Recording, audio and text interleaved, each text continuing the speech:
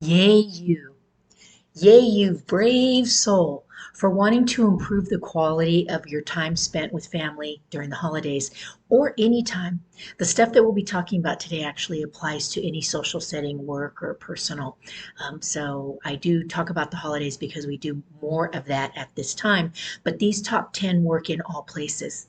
Okay, so if you make it all the way to the end, or I should say, when you make it all the way to the end, I'm offering a couple of free bonuses for you.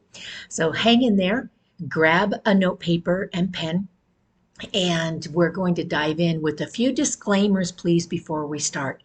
And that is, I'm giving you 10 tips. They're not all going to work for you. You're not going to agree with all of them. And some of them maybe you already use or have tried. Emphasis on the word try. And so, as they say, don't throw the baby out with the bathwater, right? Please hang in there, collect all 10, then see the couple of prizes at the end. Watch out for yourself saying very judgmentally, oh, that would never work. Oh, you don't know my family. Oh, my family would never do that. Okay, just stay open minded for the possibilities. Again, all the way to the end. All right, I put them on note cards so that number one, I can stay on task. And number two, make sure that I give them to you in order. All right, so here we go. Number one, create new traditions.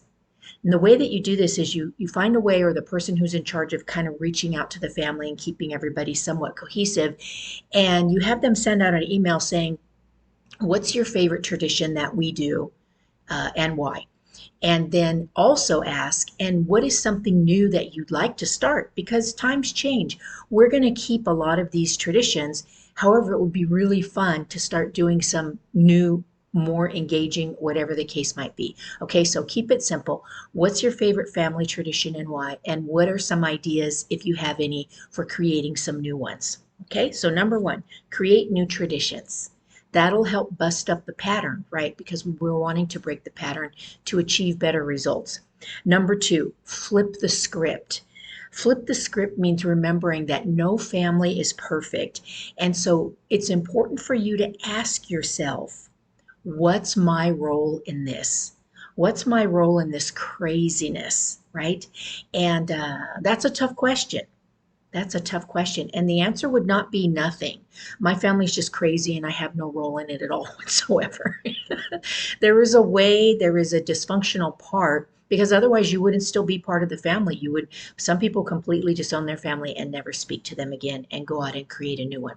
Okay, so number two is flip the script. Remember that no family is perfect, and the way for you to affect change is to look at what your role is in it. What character do you play in the soap opera? And then rewrite your own lines. Number three, establish boundaries. Now, I know that you've heard similar things like this before. So, establishing boundaries is using your language, and this is the area of expertise that I have, and I'd be happy to help you write some script around that. It's things like when somebody starts in on the same old thing, how you never went to college or how you've been divorced or whatever they want to pick on you for, and it's generally the same person, right? And so to set your boundaries will be to use language like, because I love myself and I care about this family and I actually care about you, I no longer allow you to talk to me that way. I will no longer accept for you to talk to me that way. Whatever work sounds good for you. I won't endure this behavior from you any longer. It's not healthy. Now, that takes a lot of courage, and like I said, I'd be happy to help you with the language of that. Just remember the definition of insanity is wanting different results, right? So it's doing the same thing over and over and over, but expecting a different result. All right, so we're going to flip the script and create some boundaries, and that way annihilate the insanity. Okay, number four, choose empathy. This one's easier said than done, but with a few well-placed breaths and calming down just a bit. Empathy is to comprehend the emotions of others, meaning to understand them. You don't necessarily agree, but you can understand where they're coming from. And then have sympathy, which means show some compassion. We've all had it rough at some point in time, and maybe you don't know the whole story behind this, this frustrating family member. You might think you do, but chances are a lot of things don't come up until somebody passes away and those shocking stories become surface. So show some empathy, which means compassion, right, for that person. And then grace, give them some kindness, even if you don't think they deserve it. All right. Do your best to stay benevolent, loving, and kind in your words and in your actions. And again, I know easier said than done, but if you'd like to affect change, it begins with your thoughts and your actions. Your thoughts, your actions, and then those always are going to be your emotions. Number 5, be complimentary. This is a great way to disarm people, is to be complimentary. However, you must be authentic. And what I mean by that is people will know if you're not telling the truth. Do your best to smile, but not to have it look like it hurts, or that it's not natural on your face. Keep a slight smile, even if it's just turning up the corners of your mouth, which will light up the eyes a little bit. It just eases the tension. It sends out a little bit of a better vibration. Okay, so being authentic means so a great compliment would be, so happy to see you again. But if that's not true, then don't say that. Then you want to go on to something like, oh, you always look so young, healthy, vibrant, good, whatever you'd like to fill in there. But if that's still not working, then you just want to pick something really simple like, oh, that's a great tie. It's really sharp. I like it. Or, oh, those nails are so fancy. It's you went out and I noticed again, I can't speak for you, so let's talk. Give me your situations and we'll create some script for you. Now, remember, when you're complimentary and authentic, they're very likely to say, ooh, you've changed. And they might not mean it in a good way. And so if you've ever heard, oh, you've changed, simply say, thank you. I'm glad you noticed. Thank you. I've been working on improving the quality of my life, and kind of throw them for a loop just a little bit to have to think about it. Okay, number 6, practice self-care.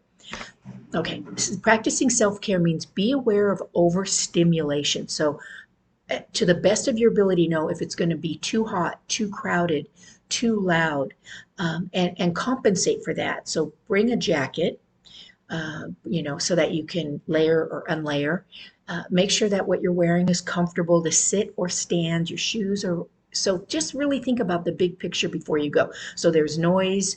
If it's too loud, perhaps you can bring, there's some really wonderful skin toned earplugs where you can still hear with earplugs in, and it might help. Otherwise, just even your own earbuds, if people are used to seeing you wear those, they won't be offended, even if you just wear one of them. And then remember your accommodations, like if it might be too hot or cold, you need the jacket. I go with a little seat thing. Actually, it's the airport thing for your neck for flying.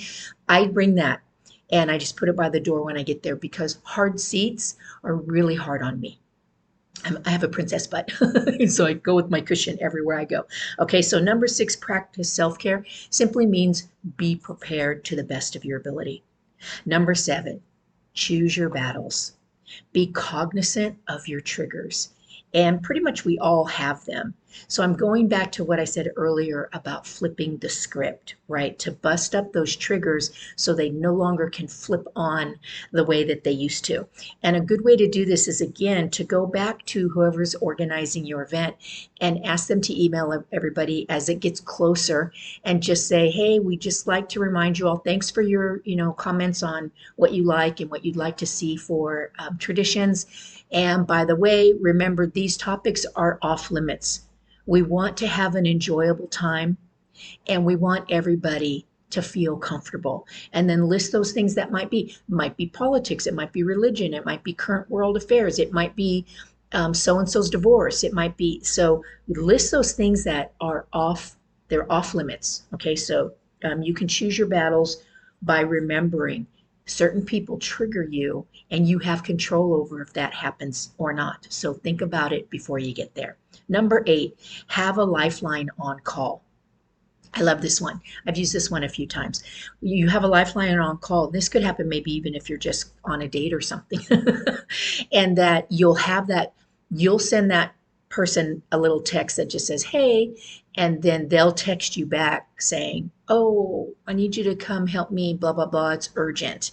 And then you can tell the person, oh my gosh, my friend needs me, and you're going to respond, okay, I'll be there as soon as I can. And it could also be a voice note, and it could even be a phone call, but have a lifeline that can pull you out of that if it's really out of control, if there's really no hope. Your boundaries have been broken, you've been disrespected, it's back to the yelling and screaming, then get out. Have a lifeline, get out, which comes to number 9 as well, which is similar. Have an exit plan, meaning figure out the how, when, where, and why of walking. Have an exit plan.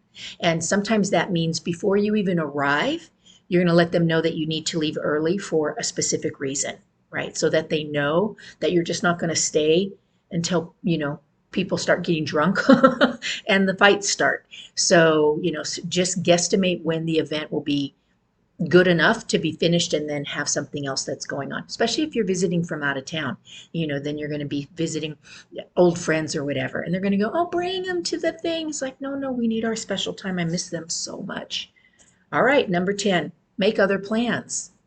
When you're around going back home, that's what I'm trying to say.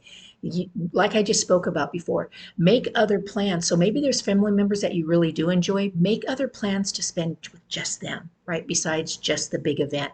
And make other plans with your friends and make the time enjoyable so that you're not just dreading the holidays, because it's not just about time with difficult family members. It's about a whole lot more, and creating your own memories and magic.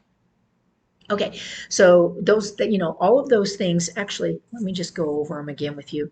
So create new traditions, flip the script, establish boundaries, choose empathy, be complimentary, practice self-care, choose your battles, have a lifeline, and have an exit plan. And make other plans. Yeah. So that brings us now to the bonus that I had mentioned earlier. 2 things. Number 1, I have 3 more very unique ways to help manage the energy around the holidays, around negative people and frustrating people and such. So you can unlock that secret video, as well as I'm currently writing the blog that's covering these top 10 tips. So if you'd like to have it in writing and you'd like the bonus video, then let me know. So either email or text me the word bonus, and I'll unlock that video for you, and I will email you the blog. So it would be helpful if you gave me your email address if you want the blog. Otherwise, the video you can get anywhere, anytime. Okay, so whew. Remember, practicing even just one of these tips can help bring you some really great success. So baby steps in this, and reach out to me. Again, I'd like to help custom that with you. I'm Elle Graniel, the founder of Truespeak, the author of 3 international best-selling books, and your benevolent leader on all things happy and healthy. So until I see you again, my friends, aloha always.